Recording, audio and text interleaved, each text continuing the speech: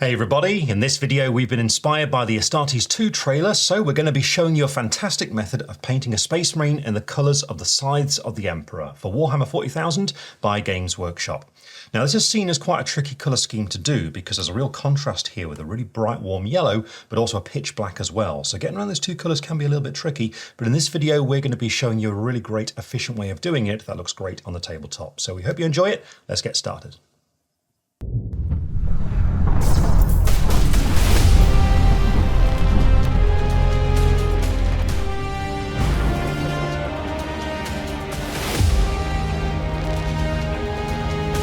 Before we start painting, I just want to share with you the miniature that I built up for our example here because I'm really excited about this one. As in the Astartes trailer, they always use the Mark 7 style power armor Marines of the Firstborn. I thought it'd be really cool in this video to do the same sort of thing and use a Space Marine wearing a classic suit of Mark 7 power armor. Now if you pick up a tactical squad, you'll find the miniatures do look quite small these days, especially compared to a Primaris Space Marine, but there is a way around this, and that's using the Space Marine heroes that Games Workshop put out every now and then, because some of these series are actually wearing classic suits of power armor, and these models are actually a bit bigger than the normal size Space Marines that come in the old Tactical Squad box. Now I've got my example of a miniature just here, and you can see we've got the colour plastic, so the red plastic is the Space Marine hero figure. I just cut him off his moulded base and put him onto a regular base there, and you can see the grey plastic parts, they're all spare parts from a Tactical Squad, so all those parts are compatible. So what you can do is just use the core body to make all sorts of different poses by mixing and matching with that Tactical Squad. Now when it comes to the size, as I mentioned, these are a bit bigger than the older style ones you got in the Tactical Squad box, and I can prove that by comparing it to, first of all, a Chaos Space Marine. So here I've got a word bearer. If I put them next to each other, you can see they're the same height, so they really look the part when fighting against each other. And also, they're roughly the same size as a Primaris Space Marine. They are just a little bit shorter, but that's what they're like in the lore anyway, so you can see when they're fighting side by side, they're going to look like they belong together. So really useful thing to know, getting hold of these Marines is just the right size for it. Now I know what you're going to say, it's going to be expensive making an army entirely out of these blind boxes, but there are ways around it, and in fact these are strategies I've been using to make my own collection of these, because one day I plan to paint a Blood Angels army using these figures. So what I tend to do is look on eBay for auctions where people are getting rid of the spares they don't want, because as I mentioned, these models come in blind boxes, so people like to collect them all. Often they'll get duplicates and then sell them off quite cheaply, so if you look out for these, you can get loads real cheap. Also, what I'll tend to do, if I'm in a gaming store and some of these on sale, every now and then I'll just buy one and put it into the bits box. And if you do these sorts of things, you'll find you end up with enough to do a small army before you know it. Certainly at least to do a tactical squad if that's what you want to do. So with all that out of the way, what we now need to do is talk about painting, and when it comes to the size of the Emperor, we do have to consider that high contrast that we've got between the yellow and the black. Basically, yellow is a much more difficult colour to paint than black is, so what we should do is choose an undercoat colour that helps out with that. So for that reason, what I'm going to do is prime my miniature with Sunset Yellow, so this can here from the Colour Forge. Basically, any sort of yellow primer will do absolutely fine, but I'm going to go for this one, so I'm just going to go outside now, spray the miniature yellow, and when we come back, we'll start painting. And here we have our tactical Space Marine wearing Mark 7 power armor ready to go. Now you might be thinking to yourself, well, could I keep some of those parts separate and undercoat those black and then stick them together to make the base coating process easier? You certainly could do so if you want to. So for example, you could just keep all the heads separate and spray them with black and then glue them on with super glue afterwards. I prefer to build the whole model as one piece though where possible, because I really enjoy the posing process, especially with Marines like this, all the ball and socket joints and things like that. But the choice is yours. Whatever you go for though, the first thing to do is to really base coat in that nice warm yellow that we're looking for on the yellow parts of the armor. So here you're looking for a kind of sunburst yellow color. The one I'm going to use is Skulky Yellow, and to apply it all you need is a rough base coating brush. So I have a medium base coat brush from Citadel here. So all you need to do is thin the paint down with a touch of water to make sure it's nice and smooth, just being careful not to overdo it with a brush of this size. We're looking for the paint to be down to around about that sort of point there. And I'm just going to be careful not to put on too much at once so we don't get a lumpy finish. So there we go, just going to remove excess paint, load up fresh, and then we're ready to go. And so the parts of the armour we're looking to base coat with this colour are going to be the core of the body. So we're looking at the torso going right down to the groin, so all the way down here, base coating down here, not worrying about other details for the time being, just making sure we get a nice even finish to these parts. Also, you want to make sure that you base coat the backpack at this stage as well.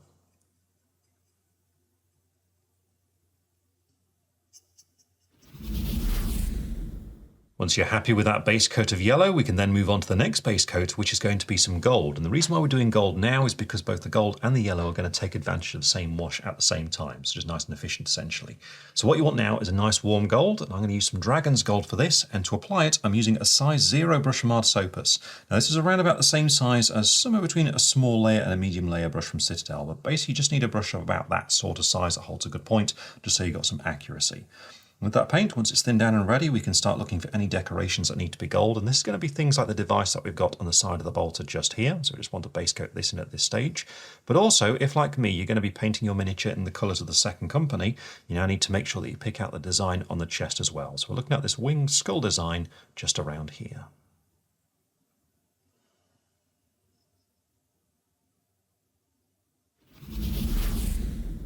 With that base coat done too, we can now move on to applying the first wash onto the miniature, and here we should be looking for a sort of warm brownish kind of colour to add warmth to these tones that we've got so far. So I'm going to be using flesh wash for this, and to apply it I recommend going for a really fine brush. The one I'm using is a size 00, but really any small brush that holds a good point will be absolutely fine because we need quite a bit of control with this. Basically what we need to do is just load up so that we still got that point on the brush, and then on the yellow parts of the armour, we're aiming for all the deepest recesses. So for example, if we look around the front of the body right here, I'm going to be running it into the corners around the belt. So for example, just into these recesses just here, we want to run it into that corner going down there, then down next to these pipes, all these sorts of things to get the shading on the yellow. And should you happen to make any splashes of it, just let it dry, then clean it with that yellow before you move on. When it comes to the gold, it's a little bit different. In the case of the gold, we can tint the entire thing with this tone. So here we're just going to paint it straight over the top, letting it run into those recesses, and then it's just a matter of giving it around about half an hour to dry.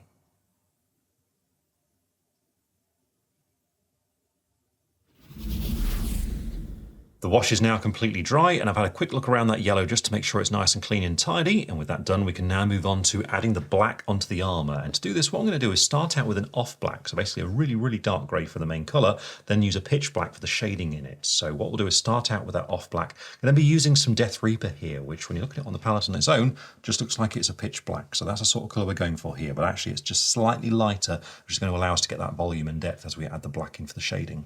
Now to apply it, I'm starting out with my size 0 brush here, but you might want to have your rough base coat brush on hand for the more easy to access areas. The reason why I'm starting with this brush is because we're going to be going close to that yellow armour, and so it's a good idea to use one like this as you negotiate all those tricky to reach areas. So for example, on the arm just here, the whole arm is going to be black, so a brush like this is ideal for getting in there to do the base coat where we're going right next to where that yellow is. But you can see when you get to more open areas, such as on top of the shoulder pad, you might want to switch to a large brush there. The choice really is yours.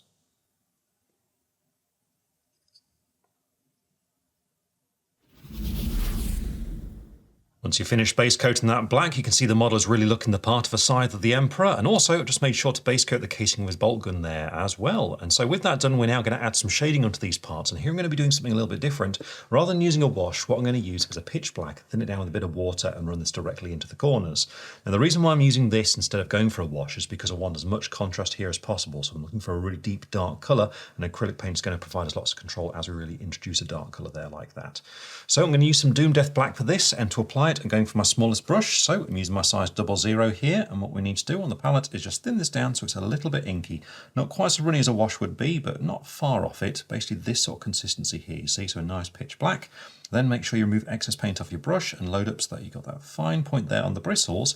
Then it's time to start looking for any recess you can find on the black armour and run this colour directly into the deepest area. So for example, on the shoulder plates, we've got the rim just here. You can see I'm just going to paint this on in a downward motion, just letting the bristles run into that deepest corner to give that dark black line for some shading.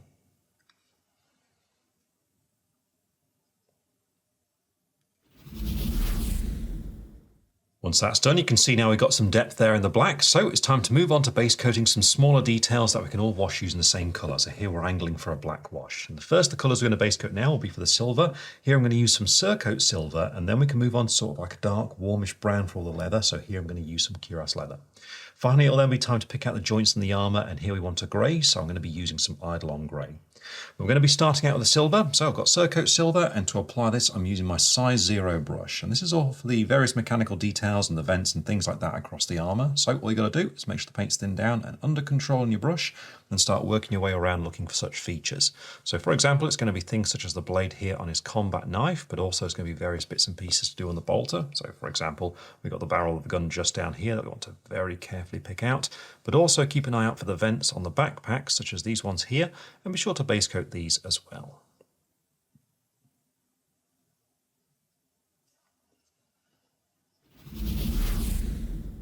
Once you're happy with all of that silver, it's then time to move on to base coating the leather, and here you want a dark warm brown, so I'm using some cuirass leather, and this is going to be for his pistol holster just here, and there's a little pouch just around here to do as well.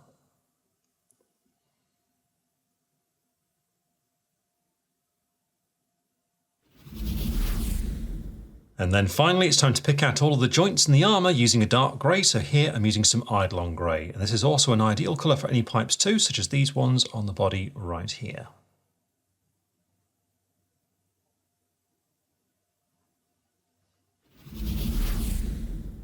Once that's done, it's then time to apply some wash onto these 3 new colours that we've added, and here we need that black wash. So I'm using Oblivion black wash here, and we need to be careful in the application, keeping it just on these 3 new colours. So for that reason, to apply it, I'm using my size 0 brush here. And when you're doing this, just make sure when you load it up, you don't overdo it, so that you've got still loosely a pointer there on the brush, so that you have the accuracy to control it as you put it onto these colours.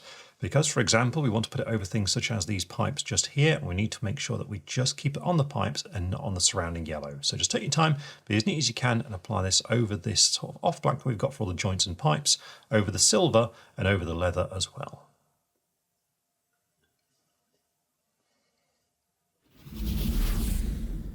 The wash is dry, so now we can move on to some more base coats that are all going to be sharing a wash. And what we're looking at on this miniature is going to be the purity seal down here, but this is also going to cover any bones or any decorations you may have that are going to be either red or bone. I'm going to start out with the bone colour, which is ideal for parchment. Here I'm going to use Dragon Fang as the base coat, and to apply it I'm going to be using my size 0 brush once again. So a nice good size for the sort of thing that we've got here. As usual, make sure the paint's thinned down, and then it's just a matter of looking around the miniature for all that parchment and blocking it in. So in our case, that's going to be this one just down here.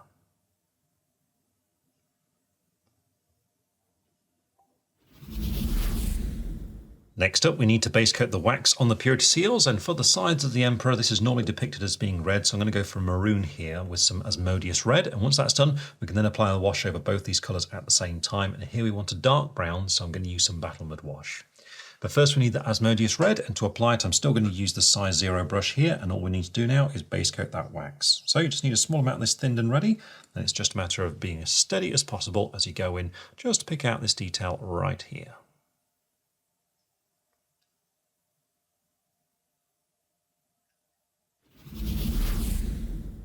And when you're happy with that, you're then ready for a dark brown wash. So here I've got some Battlemud wash applied to the size 0 brush once again, and all we need to do is paint it over both of these colours.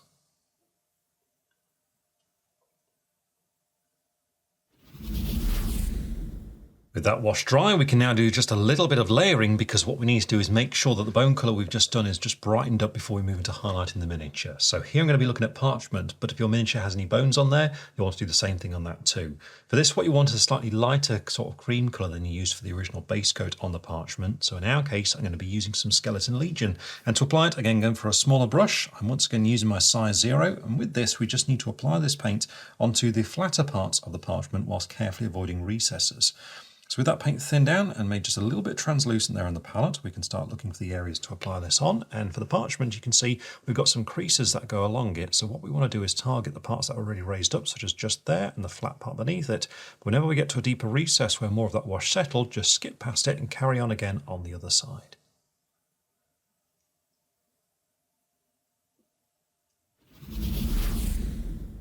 And there we are. With that done, we've now completed that phase of painting the miniature, and so it's time to move on to adding some highlights onto it. Now, this is entirely optional, and you certainly don't have to do this if you don't want to. And in fact, if you don't want to, I recommend you skip ahead now to where we paint in the eye lenses, then apply transfers, do the base, and your models are going to look great on the tabletop. But if you really want them to pop, highlighting is what you need to do. And so what we'll do is start out by highlighting that yellow. Here, what you should do is pick out a brighter tone than you originally used. So in our case, I'm going to be using Yellow Flame. And to apply it now, you'll want a really fine brush. So I'm using my size 00. And what we're going to do is some edge highlighting here to really emphasize the shape of the power armor. And the trick to doing this is just to make sure that you thin your paint down first of all correctly, and then make sure you load your brush correctly as well. So to thin it down, you can see what I'm doing is gradually getting a bit of water on my brush, and I'm bringing it into the side of that big ball of paint that I've got just there. And I'm gradually pulling more of the paint in. Basically what I'm doing is creating a very thin version, and I'm pulling more pigment into it to thicken it up to get to the sweet spot that I'm looking for, where it flows well from the brush, but not so well that it goes out of control. Now it takes a little bit of practice to find this, but once you've got it, you'll know just what you're looking for. It's basically a nice smooth consistency to the paint, and it's looking pretty good just there. You can always test it by just loading up a small amount and having a go at painting some lines on your palette. And if it flows easily from your brush like it's doing there, then you got it at about the right point. So the next thing to do is to load your brush, and to do this I recommend first of all removing excess paint off there, then just run it through that thin paint that you've got, just twisting the bristles as you go to bring them to a nice point. And so there we go. We've got about the right amount loaded onto the brush just there. And so with this prepared, we can now start looking for all the sharpest edges and angles on the yellow parts of the armour. And where possible, approach the side of the brush, and I am using the side quite close to the tip just there to get the buckle on the belt, and just move the model around with this sort of sweeping motion. This way you get a sharp line following that edge really easily there like that. It's all just a matter of making sure that you're comfortable, that you keep moving the model around to make sure that you can approach it and catch that line. Now you won't always be able to do this because of the shape of the power armor. Sometimes it's a bit too tricky to get your brush into angles like that. So sometimes you'll have to switch to using the tip of the brush instead. Now a great example of that is going to be just around the collar, just here beneath that top line of it, the one that's right above where this chest design is. And so here what I recommend you do is just angle the model so that you're painting in a downward motion towards yourself with the tip of the brush, and just follow that edge as neatly as you can.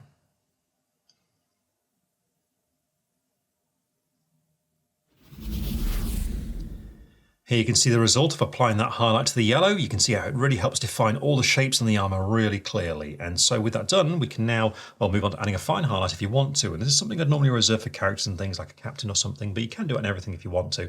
Basically what we're going to do is a second edge highlight, but more precisely this time with a lighter color. So you want an even lighter yellow here.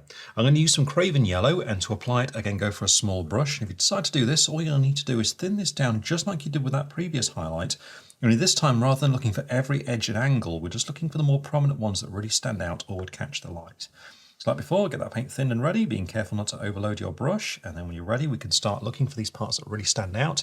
And good examples would be the collar of the armor just here, where I'm just going to go in and skim across the middle on that part. It really stands out there like that. It's just a small amount of the color there like that. Now further down, doing things like the top of this buckle for the belt will be a good thing to do. So we're just going to add a little bit to this there, and that corner there, a little bit there, and a touch towards the top of the round part right there like that. So you see it's all precise parts, but what this does is just help define that shape even more.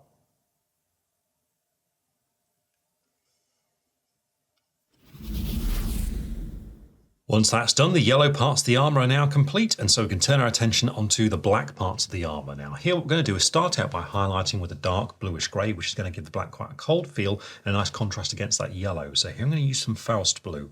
Now if you've done the second highlight on the yellow, then you should do it on the black as well to make sure everything balances. So if you want to do this, what you'll then need is a light grey. Here I'm going to go for some Carcharodon grey. But we'll start out with Faust blue, and this is going to be just for the armour, so don't worry about the bolt gun at this stage or any of the weapon casings. It's just for the armour that we want this colour on there. I'm using the size 00 brush to apply this again because the application here is the exact same technique as what we used on the yellow, in that we're looking for all those edges and angles. So remember, make sure you thin the paint down to the correct consistency, and then be careful not to overload your brush so that you've got that good point on there and have that control, because we're now looking for all the edges on the black details. So for example, if we look at this leg just here, we want to go around this knee pad. So with the tip of the brush, I'm just going to be skimming down there like that to get that dark blue highlight along there. Then we can do the underside too. And you can see I'm always changing the angle of the miniature to make sure I'm comfortable, to give the maximum control as we follow these edges.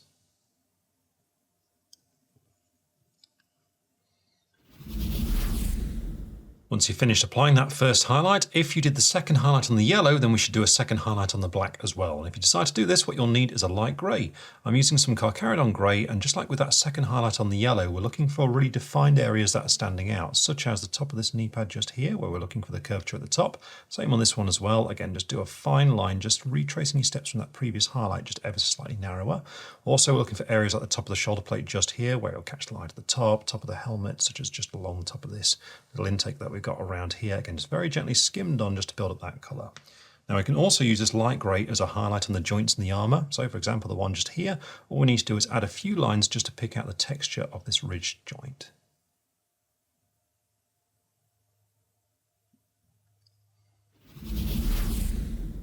And with that, we've now finished highlighting the black and also the yellow parts of the armour. So it's time to move on to highlighting some smaller details, and we'll start out with the gold. Here I'm going for some glistening gold, and then we should move on to the other metallics. The silver here, again, we want a bright colour, so I'm going to use mithril blade.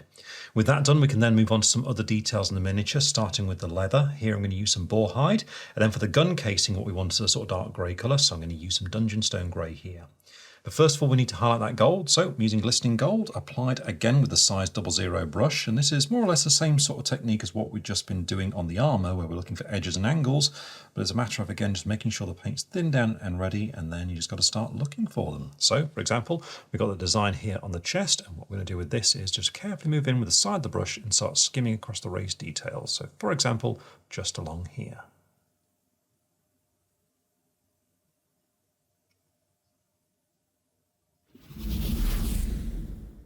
Now that we've got that gold highlighted, we can move on to the silver. So here I'm using some mithril blade, and I'm going to be applying this in the exact same way.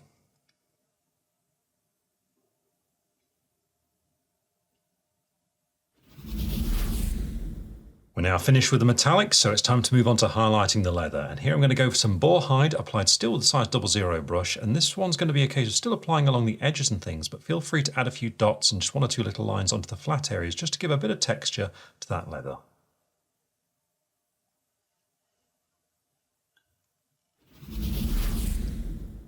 And then finally we can move on to a dark grey. Now this is going to be for the casings of the weapons, so here I'm using some dungeon stone grey, and I'm going to be applying it in the exact same way as what we did on the black and yellow on the power armour earlier, where we're looking for all those edges and corners and want to carefully follow each one.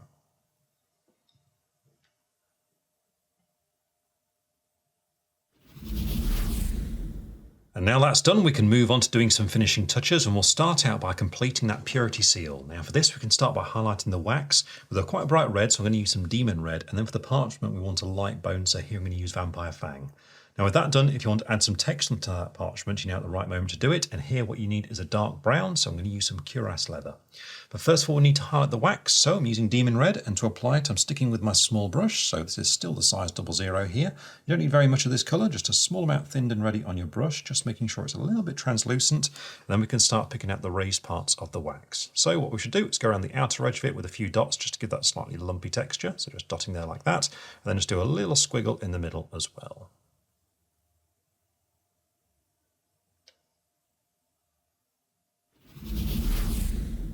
When you're happy with that, it's time to move on to a light bone colour. So here I've got some vampire fang, and with this to begin with, we should go around the outer edge of the parchment, just avoiding any parts where it goes into deep shadow, and then just do a few lines across the peaks of these creases just to bring them out too.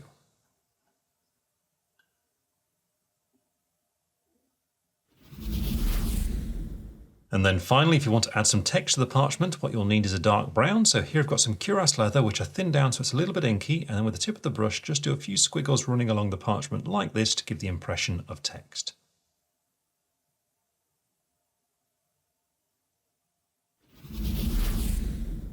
Now we've got that done, the last thing to do is to paint in the eye lenses on the helmet, and here red is the colour to go for, so I'm going to go for a kind of glowing effect by starting out with a pure white. I'm going to use some white star here, and then we need to go over the top of that with a red stain it. So here what you want is quite a thin paint, like an inky paint.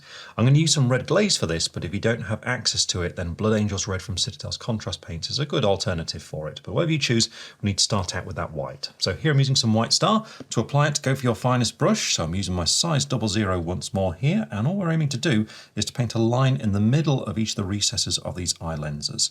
So the trick is to thin the paint down as if you're going to be doing more of that edge highlighting with it, so it's nice and smooth and flowing easily from your brush. Then remember to make sure you don't overload it, because what you need to do is brace your hands to be as steady as possible, just turning the angle of the model slightly comfortable, carefully go in with the tip of the brush and just paint a line down the very middle of each eye lens.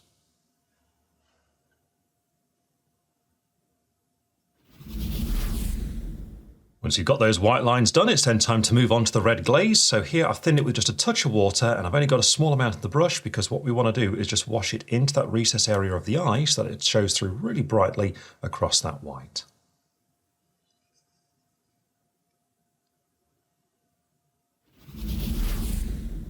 And with that done, we've now finished painting our sides of the Emperor Space Marine, and so it's time to start putting the transfers on the miniature. When it comes to the transfers, you might be wondering what ones to go for, but for most of the markings, like tactical squad markings and things, these are just the same as the Ultramarine style ones, so it's very easy just to use those.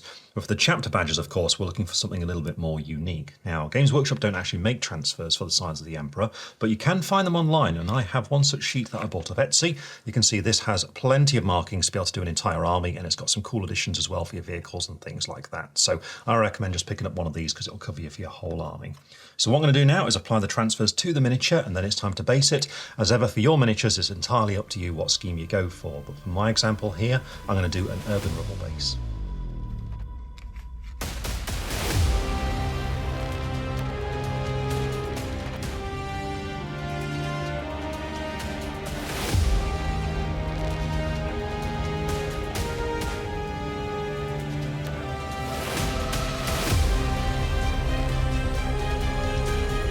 And with those transfers now applied and the base fully painted, the sides of the Emperor Space Marine is complete and ready to probably die in glorious battle against overwhelming numbers of Tyranids. So when it comes to painting this chapter, the real challenge of it is negotiating that high contrast that we've got between that really warm yellow and the really deep black. And the easiest way to do this is to start out with a yellow undercoat. So I definitely recommend that you do that and then concentrate on painting the yellow parts first before doing the black parts afterwards. Now in this video, we did of course use a Space Marine wearing Mark 7 power armor, so a real classic appearance. And if you really like this style of Space Marine, but you want ones that match the current scale that appears in 40k, then I definitely recommend you just keep your eyes open for good deals with reject Space Marine Heroes figures that people don't want anymore. Because if you manage to get some of these with some nice deals, then you'll find you can build up an army really quickly. So have fun, and we'll see you again very soon.